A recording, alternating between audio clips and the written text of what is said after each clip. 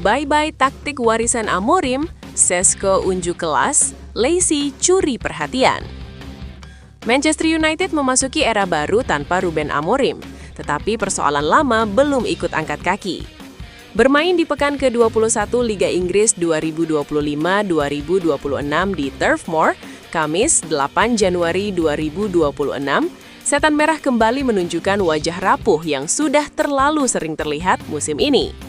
Darren Fletcher memuai tugasnya sebagai pelatih sementara dengan harapan membawa energi segar.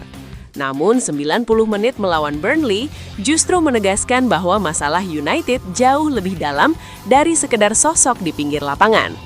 Benjamin Šeško sempat memberi ilusi kebangkitan lewat 2 gol cepat di awal babak kedua, usai sebelumnya tertinggal gara-gara gol bunuh diri Aiden Heaven. Sayangnya, keunggulan itu kembali terbuang karena lemahnya kontrol permainan. Gol indah Jadon Anthony menjadi penutup kekecewaan United. Hasil imbang ini terasa pahit karena mereka seharusnya pulang dengan 3 poin. Berikut beberapa pelajaran dari duel Burnley versus Manchester United. Aiden Heaven belakangan dipuji sebagai titik terang di lini belakang Manchester United. Di tengah krisis back, pemain 19 tahun itu dinilai tampil cukup matang. Namun melawan Burnley, sorotan justru mengarah padanya.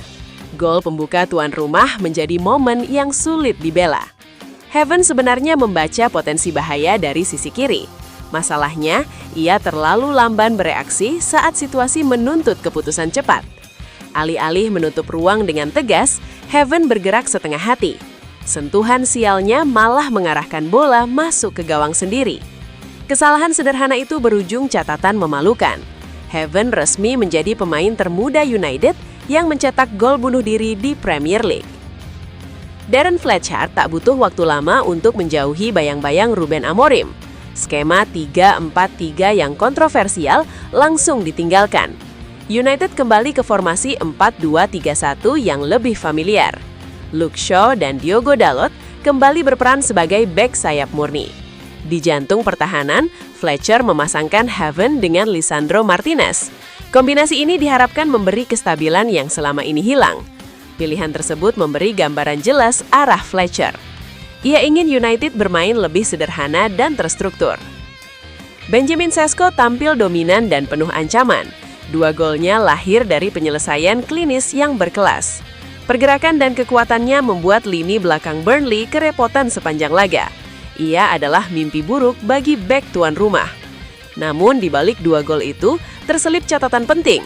Šeško melepaskan 7 tembakan tepat sasaran, terbanyak di Premier League musim ini. Beberapa peluang justru terbuang dengan cara yang terlalu mudah. Dengan ketenangan ekstra, hat-trick atau bahkan quad-trick seharusnya bisa digenggam olehnya. Darren Fletcher mengambil keputusan berani dengan memasukkan Shea Lacy. Itu baru penampilan keduanya di Premier League. Respon sang remaja langsung mencuri perhatian. Aksinya dari sisi kanan hampir berbuah gol spektakuler. Sepakan melengkung kaki kirinya menghantam mistar gawang. Momen singkat itu cukup untuk membuat publik terkesima. Di tengah kekacauan United, Lacy memberi secerah harapan. Masa depan mungkin belum gelap sepenuhnya.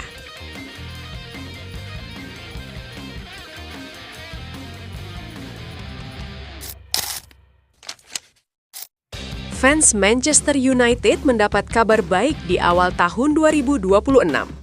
Selain pemecatan Ruben Amorim, pemain yang minim kontribusi juga dikabarkan siap untuk angkat kaki dari Old Trafford.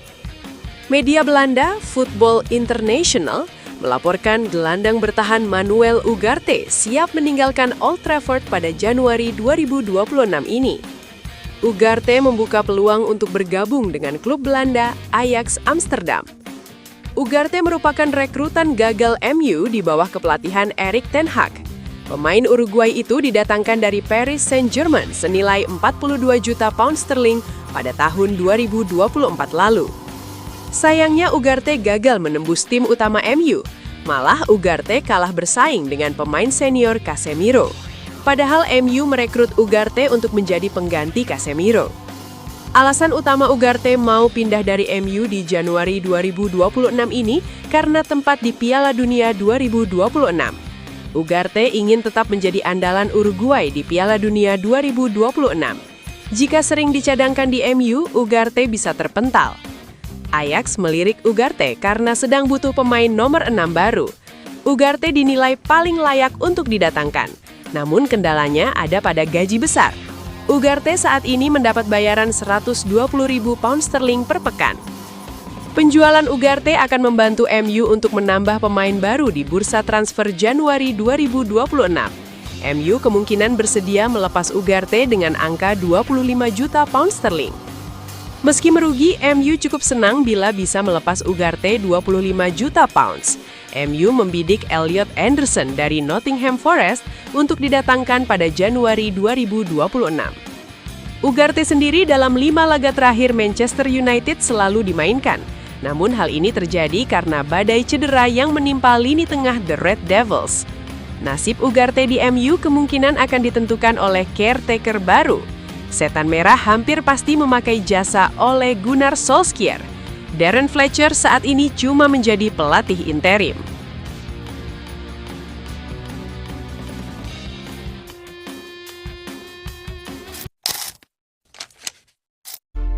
Mohon doa dan dukungannya untuk fans Manchester United dengan mengetik amin di kolom komentar. Mudah-mudahan Manchester United lebih baik lagi dari minggu-minggu berikutnya. Amin. Kembali ke Manchester United. Ini rekrutan pertama Ole Gunnar Solskjaer. Manchester United kemungkinan besar akan memakai jasa Ole Gunnar Solskjaer lagi. Pria Norwegia itu bakal menjadi caretaker MU usai dipecatnya Ruben Amorim sebagai manajer utama. Negosiasi MU dengan Solskjaer kabarnya sudah mencapai tahap menguntungkan. Solskjaer kemungkinan akan bertugas di Old Trafford hingga akhir musim 2025-2026. Bila resmi menukangi MU lagi, Solskjaer sudah memiliki target untuk direkrut pada bursa transfer Januari 2026 ini. Pemain tersebut merupakan wonderkid LC Dale Bicciabu dari RB Leipzig. Pemain 20 tahun itu berposisi sebagai pemain belakang. Bicciabu punya postur yang bagus sebagai bek tengah. Ia memiliki tinggi 196 cm. Le Equipe melaporkan MU cuma mau meminjam Bicciabu terlebih dahulu selama 6 bulan. Jika tampil memuaskan selama peminjaman, MU baru akan mempermanenkannya. MU melihat Bicciabu punya potensi besar meski baru main 5 kali musim ini. Bicciabu sempat diganggu dengan cedera hamstring sehingga membatasi menit bermainnya. Secara keseluruhan Bicciabu sudah bermain 39 kali bersama Leipzig sejak diboyong dari PSG. Di PSG, Bicciabu sudah bermain 19 kali di level senior. Lini belakang MU perlu perbaikan sehingga Solskjaer membidik Bicciabu. Pertahanan MU belum terlalu tangguh mengingat di musim panas 2025 tidak ada bek tengah baru yang didatangkan. MU kekurangan stok pemain belakang karena mereka melepas Victor Lindelof dan ditinggal pensiun oleh Jonny Evans di musim panas 2025. Saat ini MU memiliki Matthijs de Ligt, Leny Yoro, Lisandro Martinez, Harry Maguire hingga Aiden Heaven. Ruben Amorim beberapa kali menempatkan Luke Shaw dan Noussair Mazraoui sebagai bek tengah di formasi 3 bek pada paruh pertama musim ini.